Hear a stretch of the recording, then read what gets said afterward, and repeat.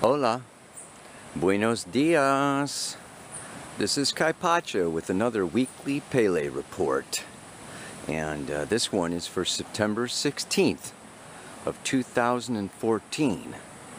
I'm out here at Punta Mona, which is Monkey Point. You have to get here by boat. I'm at this permaculture retreat place that maybe I'll put a link on it. Sleeps 35 people. I can't wait to do a astrology workshop here. I'm gonna have to hike out today because there is no boat. And I hope it doesn't rain because the moon is in Cancer, a water sign, and on Thursday she moves into Leo, and then on Sunday moves into Virgo. Finally, very, early in the morning on Tuesday, we have a new moon in Libra. Yes, indeed. The sun moves into Libra for the equinox on Monday. I'll do a chart, put that chart up for the equinox on Monday, and it's really an amazing time of year, that shift, equal day, equal night, coming out of Virgo into Libra, from the earth into the air, lightening up. We had Mars go into Sagittarius just recently, from water into fire. Now we got the sun going from earth into air. Fantastic. Pluto is stationary direct on Monday, and Mercury conjunct the north node of the moon. Mars square Neptune. We've just got all kinds of things to talk about here. Really, it's quite a time. It feels so much like a culmination of energy and of what has been going on, some of what we've been facing for months now. We're kind of at this time period where Saturn, moving through Scorpio, is coming back around 20 degrees, and this is going to be reminiscent of February and March, when Saturn was at these degrees before. Saturn transits are really like kind of I refer to them as like a 9-month pregnancy, because Saturn will come over a point like 20 degrees of Scorpio, okay, opposite 20 Aquarius, square 20 Leo, and square Leo Aquarius, opposite 20 Taurus. If you got anything at these, around anywhere from 17, 18 degrees to 23, 24 degrees of the fixed signs, Saturn is doing its final pass, and you kind of had like the impregnation in February, January, February, March, and now 9 months later is the birth.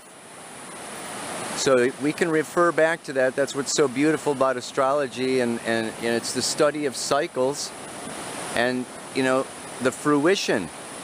This is really a time of fruition. In the northern hemisphere, it's kind of a harvest time. We have the harvest moon, and the sun moving into Libra. So it's very beautiful. Let me just find a little place to hang out here and talk at the camera a little more, and go into what all of that astrology means. Alright, I hope you can hear me way over there. Wow. I don't know.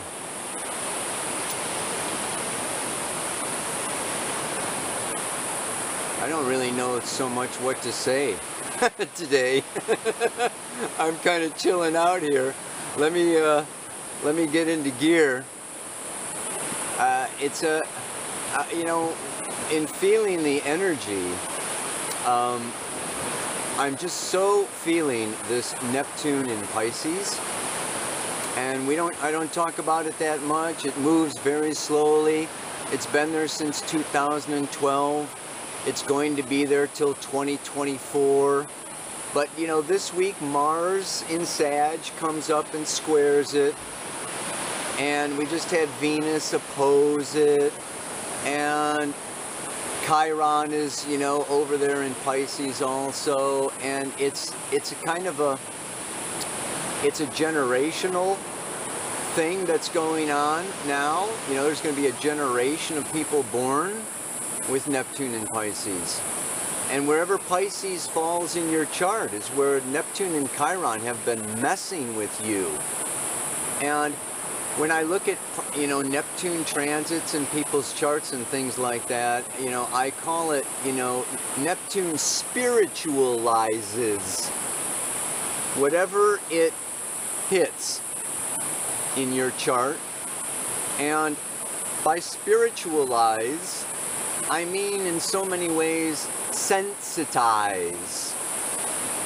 We are all being sensitized. We're all becoming more sensitive. Our skins are becoming thinner. Sometimes our tempers are getting shorter.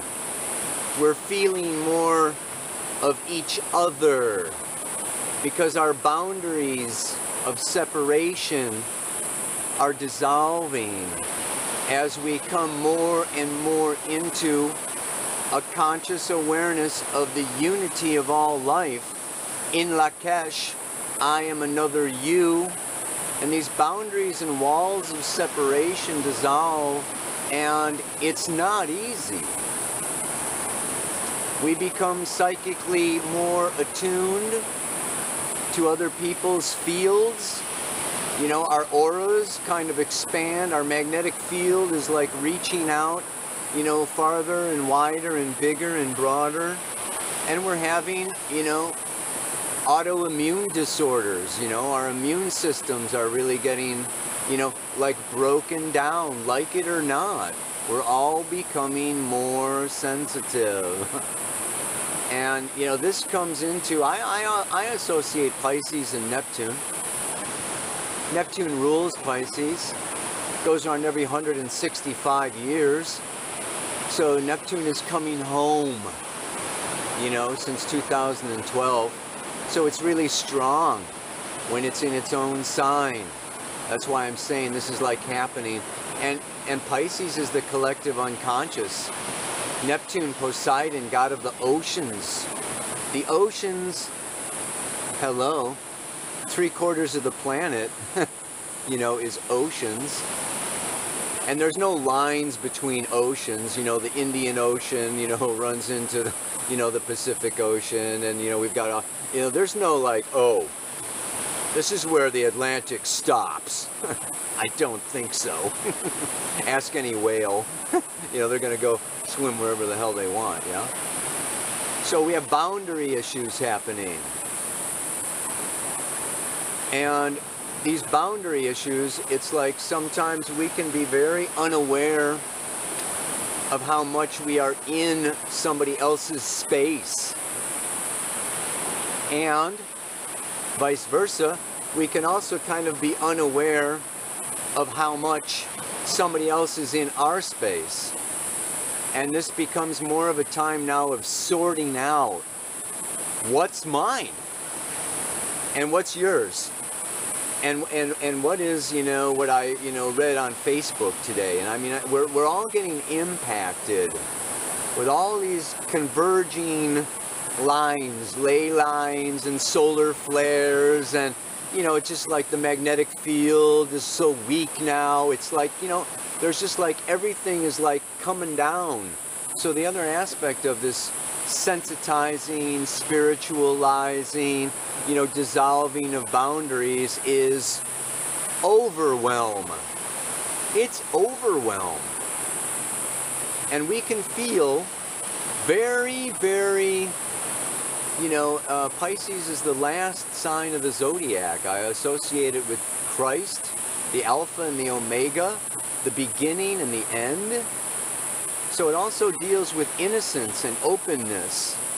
Not just like the innocence and openness, like everything comes from Pisces.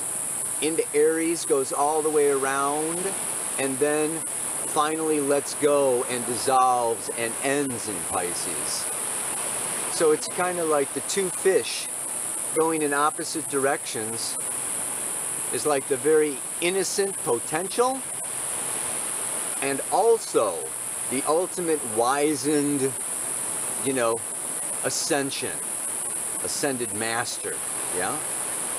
So there's these two kind of, you know, it's chaos, it's the wild. We come from the wild, we return to the wild. We come from the sea and the oceans and we return to the ocean. So there's this like dual nature to it. And so there's this one, I'm just wanting to come out, and I am so sensitive and I've got no boundaries. It's like a baby just being born. You know, it's like, light, you know, and you and people and cities and this and that and the other. It's very vulnerable. And that is very scary. Yes, it can also lead to, you know, just neurosis and fear of being overwhelmed, of being overpowered, of being controlled, of being dominated, of being swallowed by the big bad world. It's the planet of dreams and the sign of dreams. And as I'm waking up this morning, you know, there's like, you get in that space right in between when you're half asleep and half awake. Do I want to get out of bed? Do I want to face? Do I want to have to push? Do I want to have to be an ego and separate myself and deal with all of the opposition and relationships and everything that's coming at me? And do I have to always push? So this Mars square Neptune is like, no. I don't want to push. I want to stay asleep. I want to, you know, And it's interesting because what we can have to do is there's this sensitive spiritual heart child within us. The Pluto polarity point, you know, what we're all getting in touch with now, you know, for like 13, 14 years while Pluto is in Capricorn. We want to be getting in touch with Cancer. We're all getting in touch with our inner child. And this inner child, you know, feeling so vulnerable, it's like, all right, I need help. And this need for help with Neptune, it also rules addiction, avoidance, escapism, denial. And some of those addictions can be stimulants. This can be a time when we want that chai, we want that caffeine, we want that nicotine, we want something to like, I need something to face what I have to face with this Saturn in Scorpio and Pluto in Capricorn and squaring Uranus, and it's just like, whoa, the world's like coming at us and we're feeling it so intensely now. And I just want to encourage you, go to your yoga mat instead of the coffee pot, you know?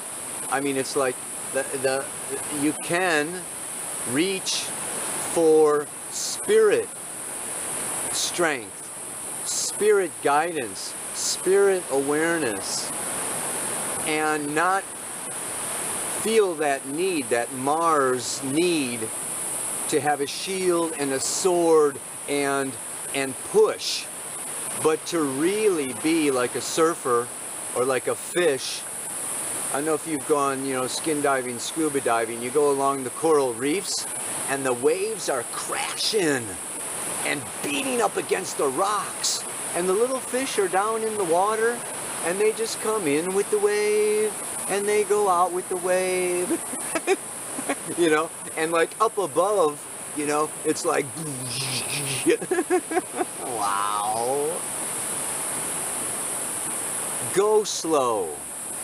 Slow down. Have your patience. Let's look at this moon moving through Cancer, Leo, Virgo, into a new moon. It's the balsamic phase of the moon. This week is this week of releasing, of letting go, and just breathing and preparing for this new moon in Libra, right after the sun goes into Libra. So like for closing today, I just want to say that we're coming out of Virgo into Libra, and it's almost like the full moon phase. Aries is the self, and then we have Aries, Taurus, Gemini, Cancer, Leo, Virgo. These are the subjective personal signs. So the sun for the last 6 months has been moving through the personal signs. And Virgo is the last personal sign. I see it as a sign of initiation and preparation for coming out, for coming into relationship, for coming out of my subjective self and dealing with the other.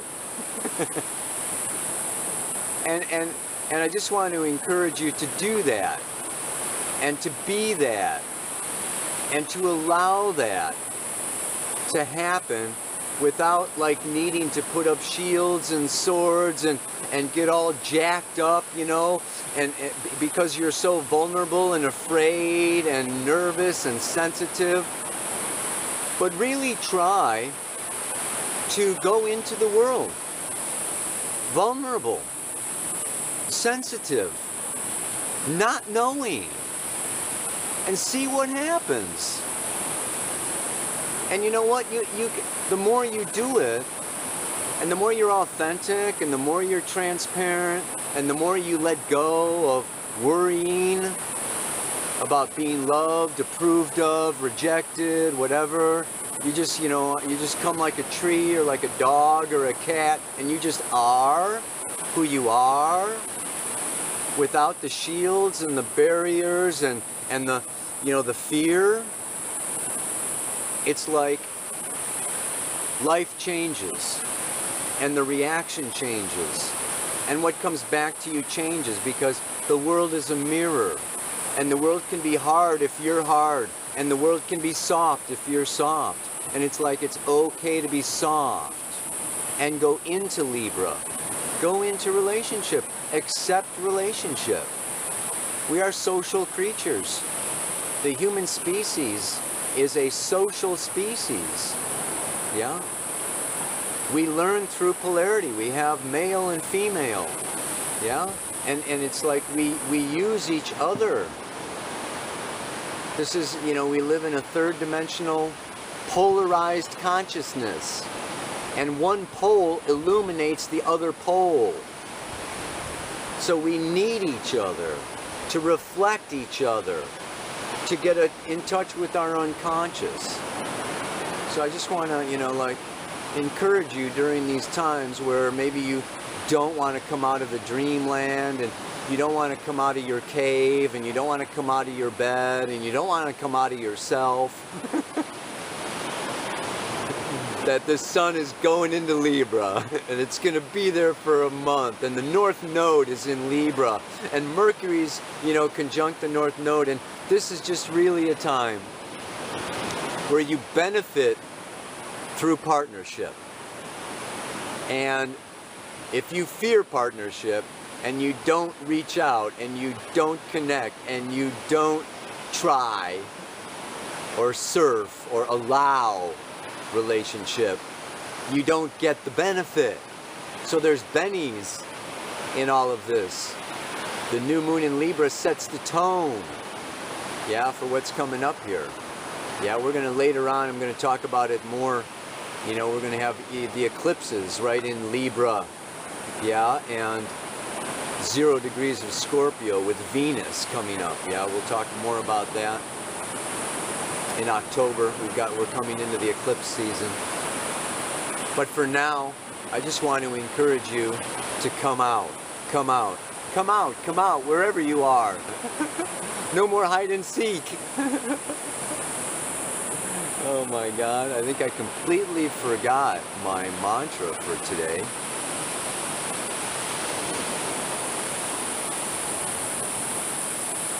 Deep in my soul,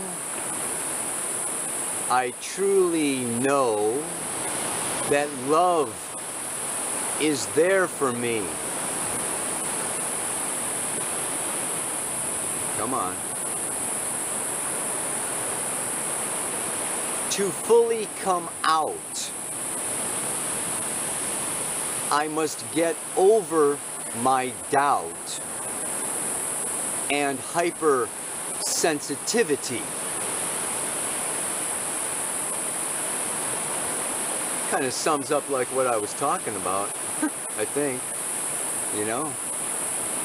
Just kind of melt into that one, repeat it over a few times in your meditations or your yoga, you know. Deep in my soul, I truly know that love is here or there. Here or there, it doesn't really matter. You can use whichever one you want. Deep in my soul, I truly know that love is here for me. To fully come out, I must get over my doubt and hypersensitivity. And one way of doing that is just to also have not only compassion for yourself, but also kind of understand that everybody is going through this, and everybody's hypersensitive right now, and everybody's, you know, having a little extra something to either numb themselves out, you know, with a couple of tokes or a couple of drinks, or beef themselves up with a little caffeine or nicotine, or, you know, I mean, so, you know, we're all kind of like trying to like deal, you know, with all this sensitivity.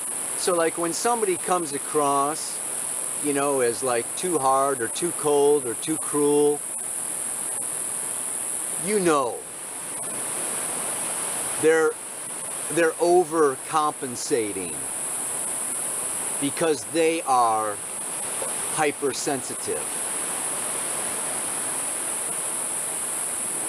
And then you can have compassion for them and not take their shit personally, and still be vulnerable and have compassion and just say sorry. I'm sorry that, you know, you're unable to meet me in my authentic, sensitive place.